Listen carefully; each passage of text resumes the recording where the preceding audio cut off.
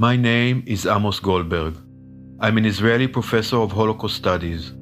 For nearly 30 years, I have researched and taught the Holocaust, genocide, and state violence. And I want to tell whoever is willing to listen that what's happening now in Gaza is a genocide. A year ago, when October 7th happened, like all Israelis, I was in shock. It was a war crime and a crime against humanity. 1,200 people, more than 800 of them civilians, were killed in one day. Children and the elderly were among those taken hostages. Communities were destroyed. It was outrageous, traumatizing, personal. Like most Israelis, I know people who were killed, who lost loved ones, or whose loved ones were taken hostage. But immediately afterwards came Israel's response, and within weeks, thousands of civilians were killed in Gaza. It took me some time to digest what was unfolding before my eyes. It was agonizing to confront that reality. I was reluctant to call it a genocide. But if you read Raphael Lemkin, the Jewish-Polish legal scholar who coined the term genocide and was the major driving force behind the 1948 United Nations Genocide Convention, what is happening in Gaza now is exactly what he had in mind when he spoke about genocide. It does not need to look like the Holocaust to be a genocide. Each genocide looks different, and not all involve killing of millions or the entire group. The United Nations Genocide Convention explicitly asserts that genocide is the act of deliberately destroying a group in whole or in part. Those are the words. But there does need to be a clear intent, and indeed, there are clear indications of intent to destroy Gaza.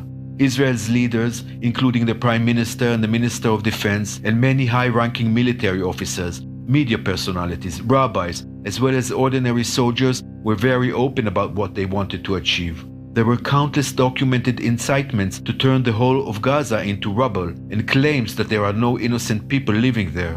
A radical atmosphere of dehumanization of the Palestinians prevails at the Israeli society to an extent that I can't remember in my 58 years of living here. Now, that vision has been enacted. Tens of thousands of innocent children, women, and men have been killed. Over 100,000 were wounded. There's a near total destruction of infrastructure, intentional starvation, and blocking of humanitarian aid. There are mass graves and reliable testimony of summary executions. Children that were shot by snipers. All the universities and almost all hospitals are gone. Almost all the population is displaced. There have been numerous bombing of civilians in so-called safe zones. Gaza does not exist anymore.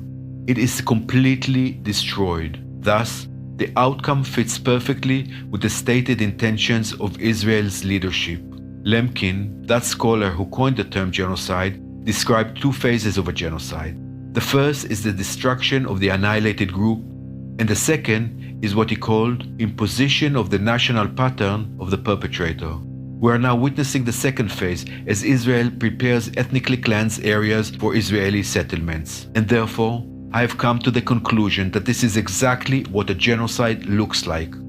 We don't teach about genocides in order to realize it retrospectively. We teach about it in order to prevent it and to stop it.